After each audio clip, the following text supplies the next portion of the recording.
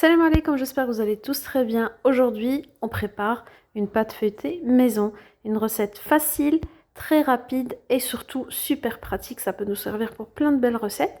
Pour cela, moi j'ai pris 500 g de margarine. Vous pouvez trouver ça dans les grandes surfaces. C'est très important de prendre, ce soit pas du beurre classique, parce que là, vous voyez la concentration de beurre, de matière grasse, elle est à 70%. Et ça, c'est super important pour le feuilletage. Et surtout, elle ne contient pas beaucoup d'eau. Donc du coup, là, je l'ai mise au congélateur pendant 10 minutes avant de commencer ma préparation. Et là, je vais venir... Donc là, vous pouvez tout simplement la couper en petits dés. Moi, j'ai trouvé que ça, c'était plus pratique et plus facile. Donc soit vous la coupez en tout petits dés, soit vous la râpez comme ça. J'ai pris 600 g de farine. Je vais tout faire directement sur mon tapis. Ça va être plus facile vu que la quantité est un peu grande. Je vais obtenir à peu près donc 1 kg de pâte feuilletée. Voire un peu plus, j'en ai eu pour 1 kg 200. Vous allez voir, c'est très facile et très simple à faire. Donc là, je prends ma farine, je fais un petit creux. Je vais mettre l'équivalent d'une cuillère à café de sel. C'est très important de mettre un peu de sel pour que ça ne soit pas trop fade. Voilà. Et aussi, donc j'ai mis 200 ml d'eau dans le congélateur. Il ne faut pas que ça soit glacé, mais très froid quand même. L'eau, elle doit être super froide. Et à laquelle j'ai rajouté une cuillère à soupe de vinaigre. Le vinaigre va permettre de donner, d'améliorer la pâte, de donner un côté léger à la pâte. Si vous n'en avez pas, mettez une cuillère à soupe de citron. Là, je couvre à peu près donc les morceaux de beurre de margarine avec de l'eau, pardon, avec la farine, et je vais commencer à rajouter l'eau petit à petit. Faut pas rajouter la quantité d'eau d'un coup, et c'est important que l'eau soit froide pour ne pas ramollir le beurre. Comme vous voyez, il faut ramasser la pâte. Ça va être un tout petit peu laborieux au début, mais vous allez voir, ça va se ramasser au final sans problème pour former une boule. C'est juste que c'est un petit manque d'espace. Et surtout, je voulais vous montrer tout près, mais ça se ramasse sans aucun problème.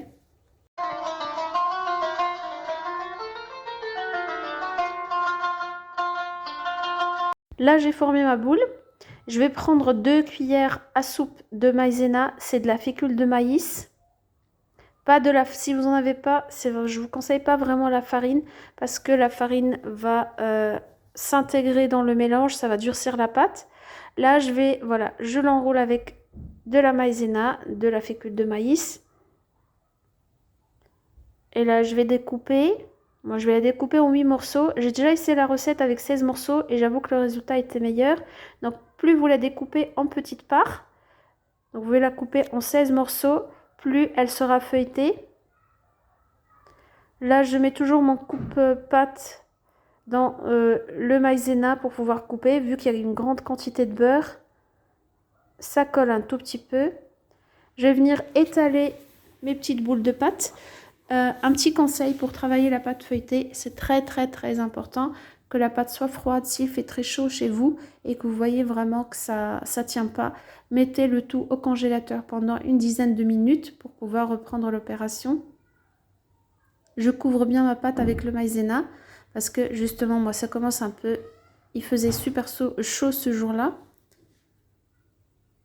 En tout cas, il faut bien couvrir avec la maïzena. Et j'étale et je vais essayer d'étaler les différentes boules de pâte à la même taille. Bon, à peu près, on va dire. Donc là, je continue l'opération. Je mets un peu de maïzena entre les deux couches. Là, j'ai fini la première partie. C'est pour ça, parce que vous voyez, le maïzena ne s'intègre pas. Et ça, c'est ce qui va permettre d'avoir des feuilles par la suite. Donc, suffisamment de feuilletage. Là, j'étale l'ensemble des feuilles. J'essaye d'étaler finement et je vais la plier. Donc, il y a un côté plus grand que l'autre pour pouvoir recouvrir.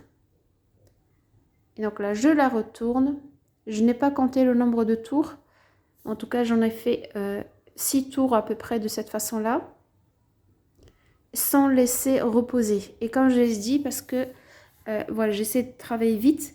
Et si vous voyez vraiment que ça colle trop, qu'il y a beaucoup de beurre qui sort et tout, N'hésitez pas à la mettre au frigo un peu pour la laisser reposer et reprendre un peu du poil de la bête. Vous pliez, vous tournez et c'est reparti. Ça va permettre d'avoir un magnifique feuilletage. Vous voyez, c'est facile, c'est rapide. Je ne laisse pas trop reposer entre les 2 tours, sauf si vraiment il fait super chaud. Vous l'aurez bien compris.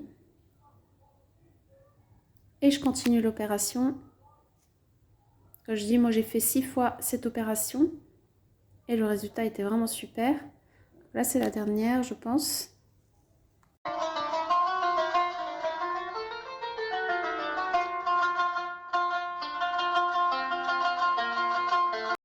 Là, j'ai fini. Je vais étaler une toute petite dernière fois. Je vais la découper. Moi, j'ai découpé en 4 parts. Ça m'a fait donc des petits pâtons de 300 g de pâte feuilletée. Comme ça me permettra par la suite de... Déjà, je vais la congeler. Et comme ça, je vais pouvoir faire des préparations. Donc, 300 g, c'est super.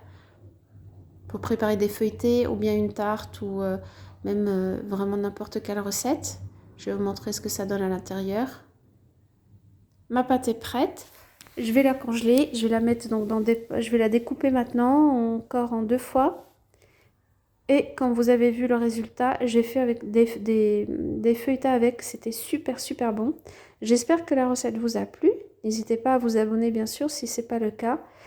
À me laisser un petit pouce bleu, un commentaire si ça vous enchante. J'espère vous revoir bientôt pour une autre recette. Et moi je vous dis bon appétit et à très bientôt. Salam alaikum.